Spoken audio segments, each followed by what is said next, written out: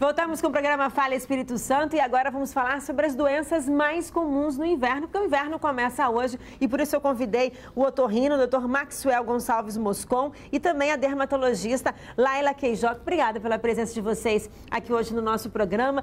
Sempre quando muda a estação tem uma expectativa, mas o inverno em si, ele traz um medo, especificamente de pessoas que sofrem de algumas doenças, né? Porque quem sofre de rinite, sinusite, quer dizer, isso tudo aumenta de fato até a procura no consultório, doutor Maxwell?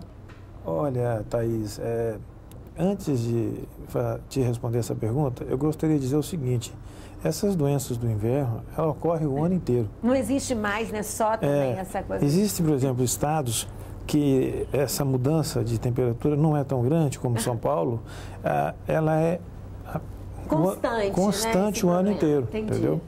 E agora, nos estados, por exemplo, que ocorre realmente essa mudança brusca de temperatura, alteração da umidade, então aumenta um pouco, entende? Agora, é possível a gente prevenir? Sim. Prevenir, sim. Curar, não. Curar, não. A pessoa vai ter que ter um controle. Porque o que ocorre, na realidade, é que as doenças que você citou do inverno, na otorrinolaringologia, e que aumenta, seria, no caso, a rinite, né, a sinusite, otite, faringite, né, amigdalite. Então, o que acontece? Há uma baixa de imunidade, né? Essa baixa de imunidade, ela favorece muito as infecções oportunistas. Agora, se o paciente já é alérgico, então ele vai ter dois fatores.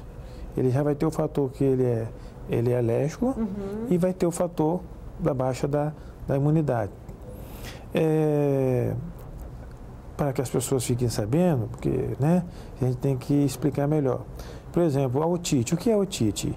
É a inflamação da membrana que reveste a caixa do tímpano, o ouvido médio. Então, num processo alérgico, a primeira coisa que ocorre é o edema da tuba auditiva, que é um canalzinho que, quando a gente respira, o oxigênio vai para os pulmões, mas através desse canalzinho ele também vai para o ouvido. Quando não chega oxigênio ao ouvido, a mucosa da caixa que reveste o tímpano, ela entra em sofrimento. E a partir daí ela começa a secretar uma secreção que geralmente durante 20 dias ela é estéril e depois ela se infecta e se torna uma infecção purulenta e progride para perfuração e depois sai uma secreção amarelada, esverdeada, com um pouco de tem uma correlação de algumas doenças, né, que vão interferir também nas doenças de pele, é isso, Laine? É isso mesmo, Thaís. As doenças de pele, elas estão muito relacionadas também à parte alérgica e respiratória. Normalmente, no período de inverno, a gente observa muito nas pessoas, e nas crianças principalmente, que são alérgicas, que têm a rinite ou têm uma bronquite, elas desenvolvem algumas lesões de pele, tipo ceratose folicular, que são aquelas asperezas nos braços, pernas, glúteo, e que incomodam muito, que às vezes vão até a adolescência, até a idade adulta.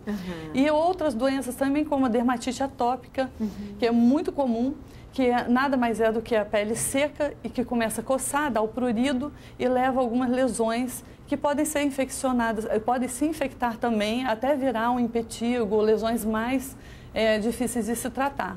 E o cuidado básico, Thaís, que muitas pessoas às vezes, por que eu vou passar o hidratante? É só um hidratante, isso me incomoda, é melado. Então, existem vários tipos de hidratantes no mercado, por isso que o dermatologista tem que estar aí para indicar que são específicos para cada tipo de pele, cada tipo de problema. Então, se a pessoa tem uma dermatite atópica, tem que hidratar sim, todos os dias. Olha, tem uma pergunta aqui da Maria de Fátima de Cariacica, dizendo que no inverno, né, o que poderíamos fazer para evitar as caspas excessivas no couro cabeludo? Primeiro, em primeiro lugar, sempre lavar o cabelo durante o dia. Nunca lavar no final da tarde, nem à noite. Principalmente os cabelos que demoram mais tempo a secar, lavar sempre no comecinho do dia. E quando tiver que lavar à noite, por exemplo, às vezes tem um casamento, não deu tempo, chegou em casa, tem que secar bem o cabelo, secar com secador mesmo.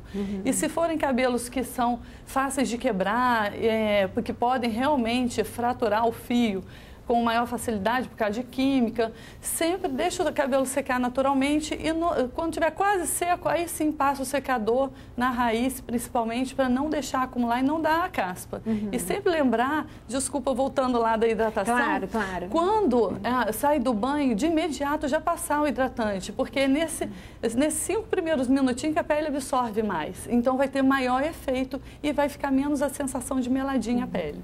Doutor Maxwell, a Neida da Serra pergunta se é normal, nessa época do inverno, sangrar o nariz para quem tem sinusite. O sangramento nasal, ele nunca é normal, né? Porque se caracteriza uma patologia chamada epistaxe. Mas quando a pessoa, às vezes, tem sinusite, ela, antes de ter sinusite, ou às vezes associado à sinusite, ela tem uma rinite. Então, geralmente, é aí, vamos dizer assim, a rinite é precursora da sinusite. Então, pelo fato de ter uma rinite, um processo alérgico, a pessoa, ela cutuca com o dedo o nariz, ela esfrega com a mão o nariz, às vezes dormindo, espirra muito porque tem coriza, né? Sofre microtraumas e esses microtraumas produzem a epistaxe. Muitas vezes, quando a epistaxe é de um tamanho assim, proporcionalmente falando, de grande monta, é necessário que vá ao consultório do otorrino para jogar um anestésicozinho, uma gazinha, né? Anestesiar e cauterizar com cotonete. Tá? Bom, quando isso não acontece, então somente o próprio tratamento da sinusite e da rinite vai melhorar esses episódios. Então, assim, essa pessoa que tem esses problemas precisa ter o controle ao longo do ano, mas às vezes um cuidado maior nessa época?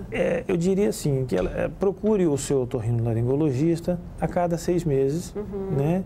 E faça um tratamento, se no caso, se for rinite, só um tratamento alérgico, um antialérgico e um tópico, né? E se for uma sinusite, aí o otorrino vai saber passar também o antibiótico devido. Isso é fundamental. Eu gostaria de fazer um comentário sobre estado gripal e o paciente que, por exemplo, que tem a gripe, ele é acometido pela influenza, né? Vírus da influenza A e B, né? O estado gripal, ele dura 7 dias, é autolimitado. Então, se o paciente viu que passou 7 dias e não melhorou, ele deve procurar o otorrino, porque não é mais uma gripe. Tá bem, já é um outro problema, já é uma sinusite, algum outro problema. Então, tem que procurar o otorrino. Só para a gente poder terminar, Laila, só é importante que nessa época do inverno, nada como tomar um bom banho quente, né? Posso? Poder até pode, mas depois vai ter os prejuízos na pele. O banho quente realmente não é adequado. Não quer dizer que você vai tomar um banho frio também, né? Claro. Mas um banho quebrando o gelo da água seria o mais adequado.